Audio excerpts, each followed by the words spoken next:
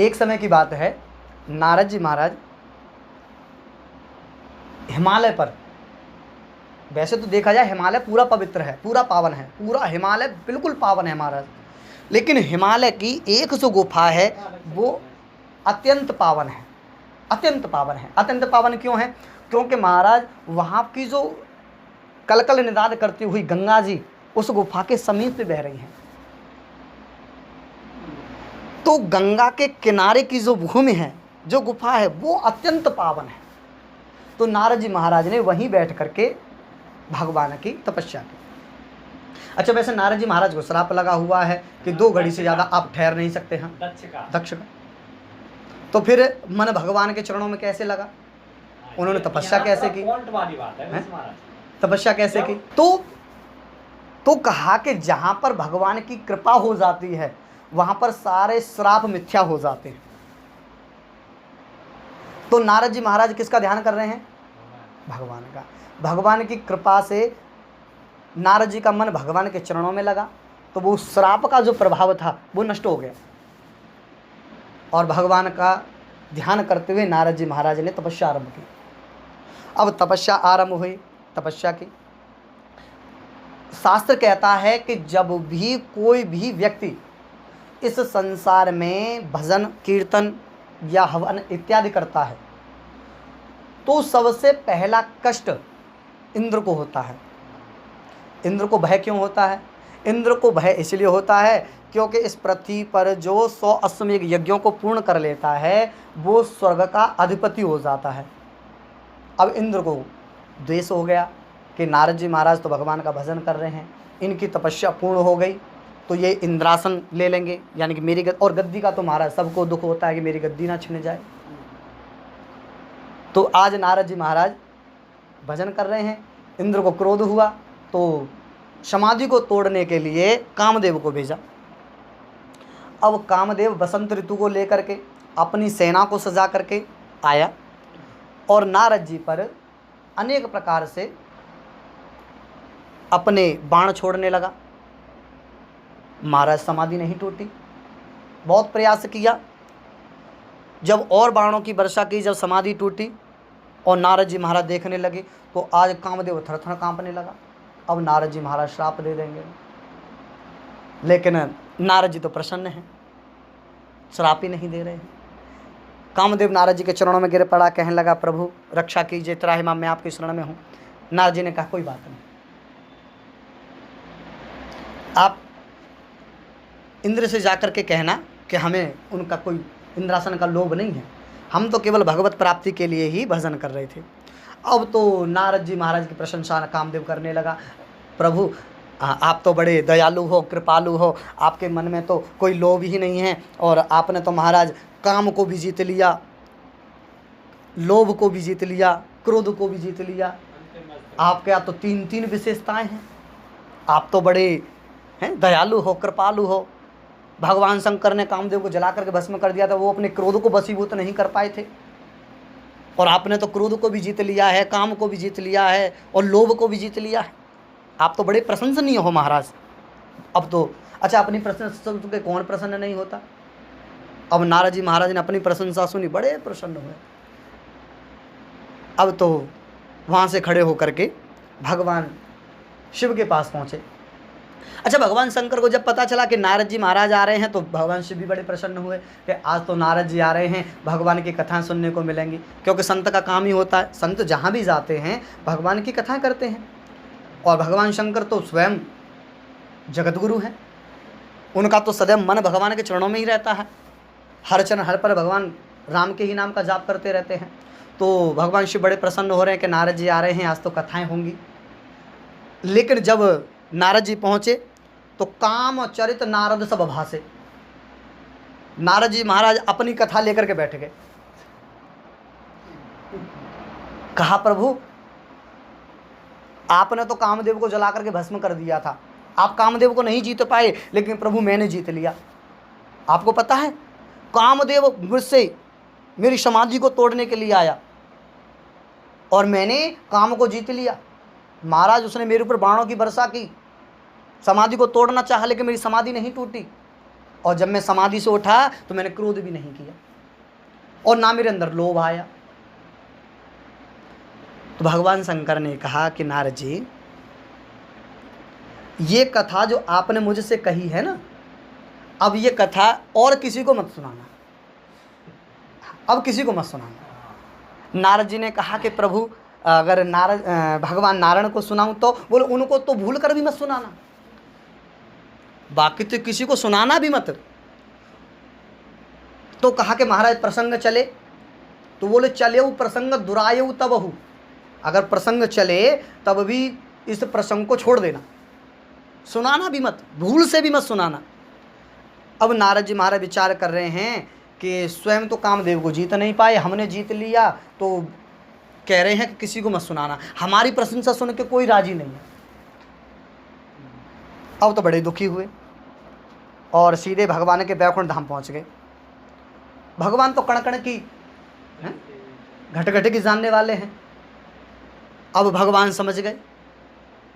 नारद जी जब पहुंचे तो भगवान ने पूछा कि नारद जी, बड़े दिनों बाद आपने दर्शन दिए। ये नहीं पूछा कि तेरे कहाँ थे, कहा बड़े दिनों बाद दर्शन दिए। नारद जी महाराज ने कहा कि प्रभु क्या बताएं, हम समाधि में लीन थे, भजन कर रहे थे। अरे ये तो बड़ी अच्छी बात है। अब भगवान को प्रणाम करना चाहा, भगवान ने प्रणाम नहीं करने दिया। बोले अरे बस बस आप गले मिल लो, प्रणाम नहीं करने दिया, गले से लगाया। नीचे बैठ रहे थे, नीचे नहीं बैठने दिया, ऊपर बैठा बराबर पे, यहाँ हमारे बराबर में बैठो, बिठा लिया।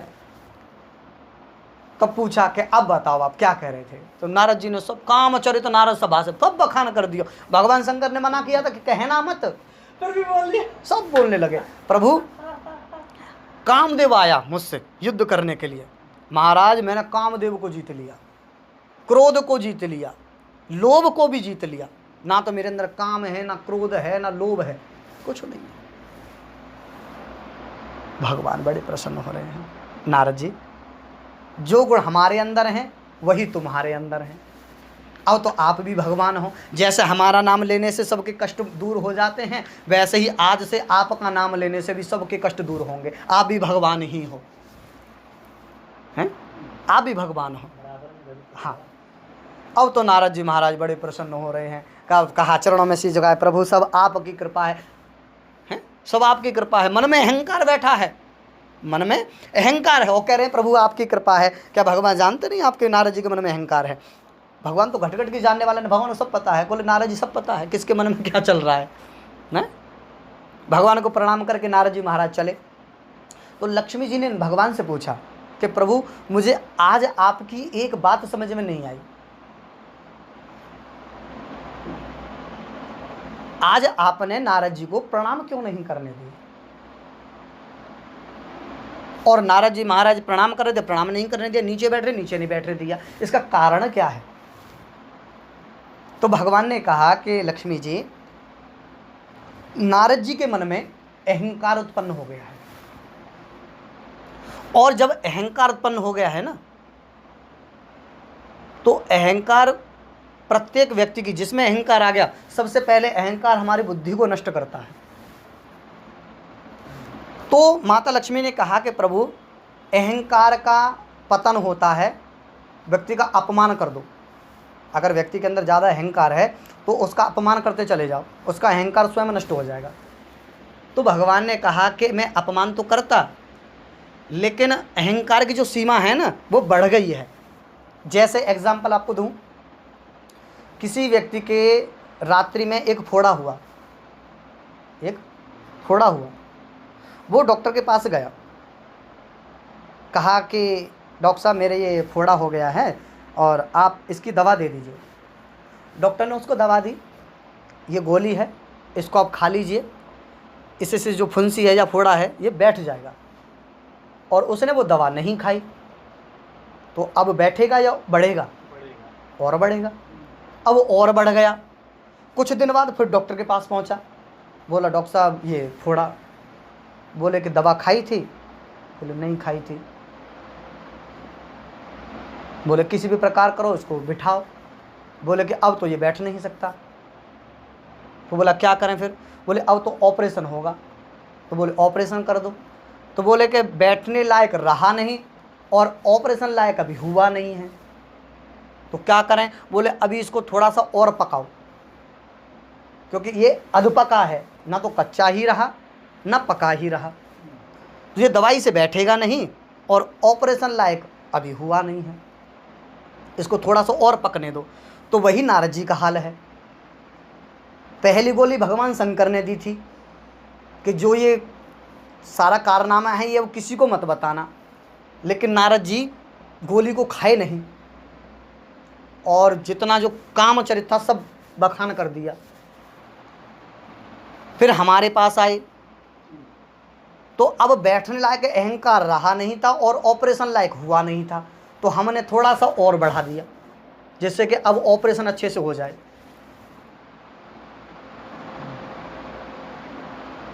तो लक्ष्मी जी भगवान की बात को समझ गई।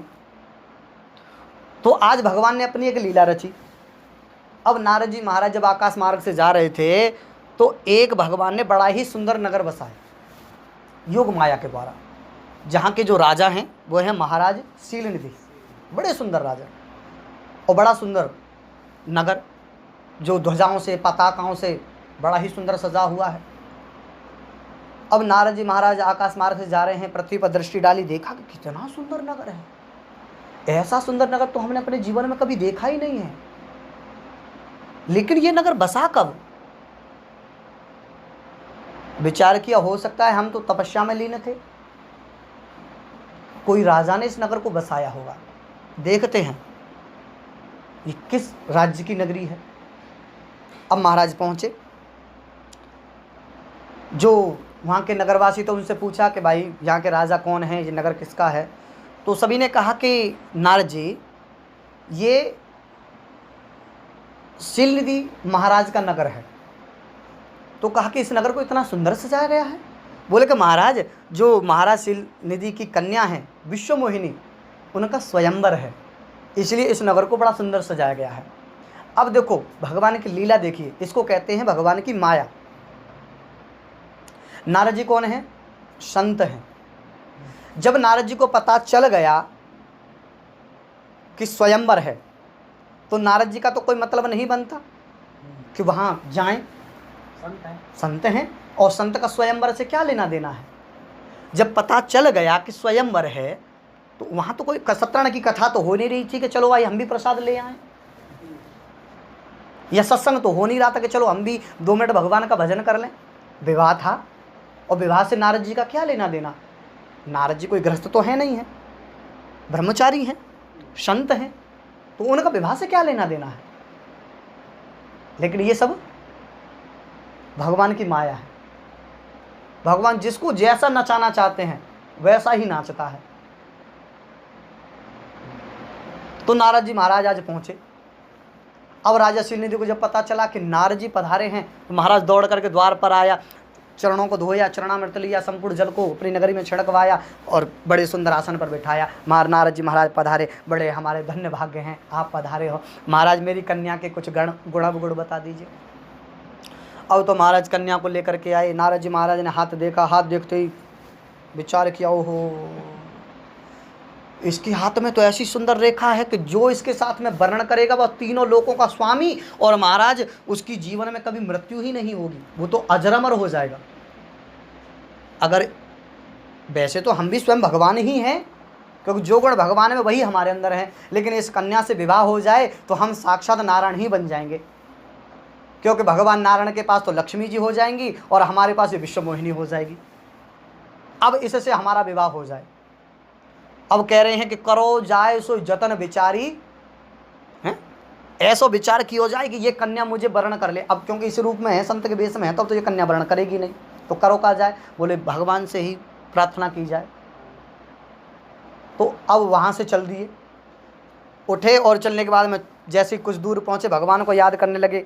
भगवान के वैकुंठ धाम को जा रहे हैं, पैदल पैदल दौड़ते दौड़ते भगवान को याद कर। अच्छा भगवान भी तो बड़े कौतुकी हैं,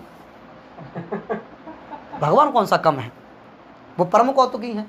अब नारद जी को जब व्याकुल देखा तो भगवान वहीं सी क्षण वहीं प्रकट हो गए। भगवान ने कहा कि नारद जी कहाँ जा रहे हो इतने विकल हो करके? भगवान की बात को सुना नारद जी महाराज कहने लगे प्रभु एक काम है। अब भगवान विचार कर, अभी तो काम को जीता ही था, अब काम कह रहे हैं कि काम है, विचार करने की बात है। अभी तो कह रहे थे कि मैंने काम को जीत लिया। मैंने भी कहा ना, काम क्या है? इच्छाओं का दमन कर देना, कोई भी इच्छा ही नहीं रहना। तो कहा कि मैंने काम को जीत लिया, और अभी कह रहे हैं कि प्रभु मुझे एक काम है। भगवान ने कहा क्या काम है? प्रभु हमारा मन है कि हम विवाह कर लें। भगवान ने कहा अरे बड़ी सुंदर बात है, बड़ी सुंदर बात है, इससे बढ़िया और क्या होगा, विवाह कर कीजिए।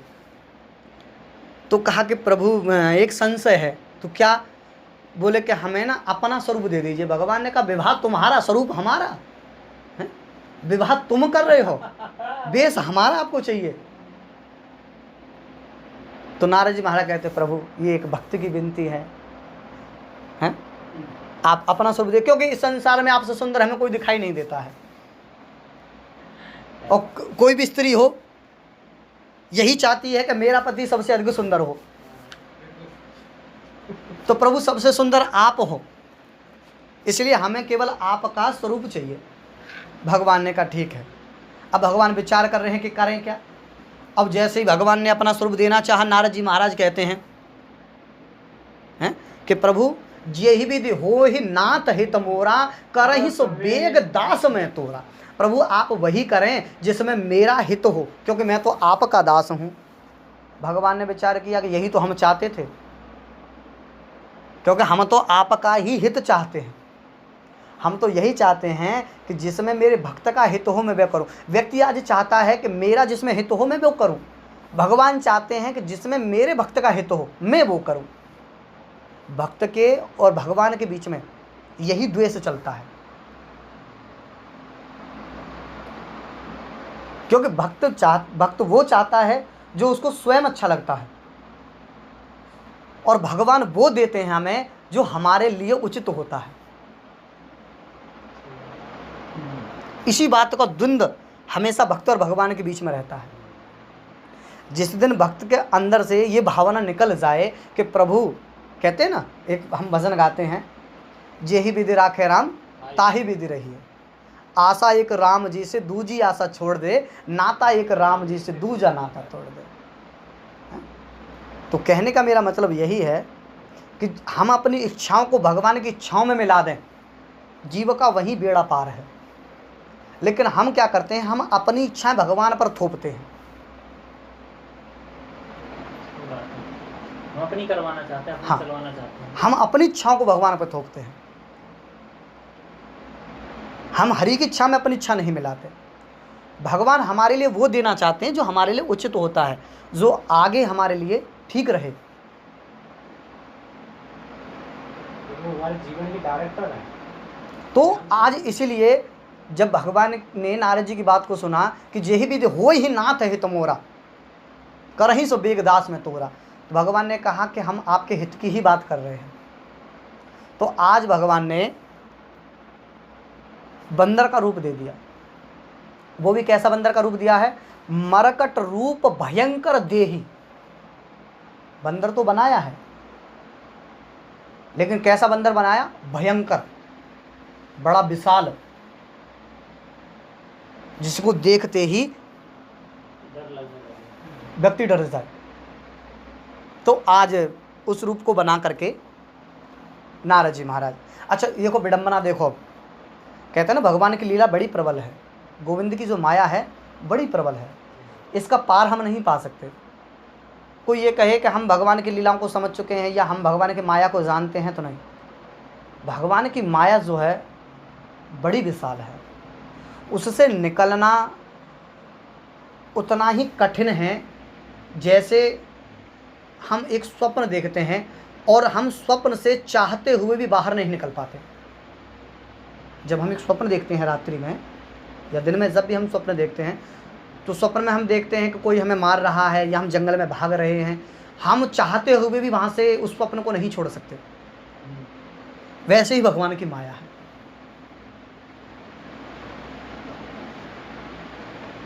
कोई बाहर से जगाए ना। हाँ, जब तक स्वयं भगवान की कृपा नहीं होती तब तक हम उस माया से नहीं निकल सकते। तो आज नारद जी जब उस स्वयंवर में पहुँचे हैं तो देखो नारद जी को अपना रूप भगवान का रूप दिखाई दे रहा है, क्योंकि वहाँ तो चेंज हो गए। राजा शीलनिधि को नारद ही दिखाई दे रहे हैं, और उस कन्या को नारद जी का स्वरूप बंदर का दिखाई दे रहा है। अब कन्या ने देखा कि बंदर भी विवाह करने आया है। अब उचक उचक के नारद जी महाराज गद्दी से बार बार ऐसे ऐसे कर रहे हैं कि भाई मुझे कन्या देख, मैं सबसे सुंदर हूँ और मुझे देख के मेरे ही गले में माला डाले। अब कन्या जैसी लाइन वाइज चल रही थी और जैसी बंदर के पास में आई है, कन्या एकदम डर गई, भयभीत हो गई।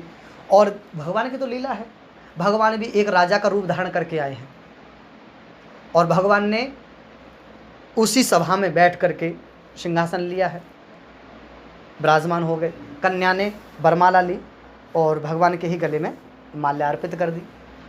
अब भगवान जब चले हैं विश्व मोहिनी को लेकर के, अब भगवान शंकर ने 2 अपने गण भेजे हुए थे ये सब लीला देखने के लिए। अब नारद जी के पास में पहुँचे और नारद जी से कहा कि नारद जी किस लिए आए हो, विवाह करने, विवाह भयो। कहा कि तुमने मुझे कैसे पहचाना कि मैं नारद हूँ? तो कहा कि आओ हम आपको दिखा। अच्छा, पहले आईने वगैरह शीशे वगैरह तो होते नहीं थे, जल में प्रतिबिंब दिखाया और जल में जैसे ही नारद जी मारे प्रतिबिंब में देखा कि ये तो बंदर बड़ा भयानक है, महाराज डर गए। तो कहा कि ये रूप किसने दिया? बोले भगवान नारायण ने। और एक बात बताते हैं आपको, जिस कन्या ने, विश्व मोहिनी ने जिस राजा के गले में माला डाली है ना, वो कोई और नहीं है, स्वयं भगवान नारायण ही राजा का वेश बना करके आए थे। अब तो और क्रोध बढ़ गया, इतना हमने तपस्या की सब नष्ट हो गई।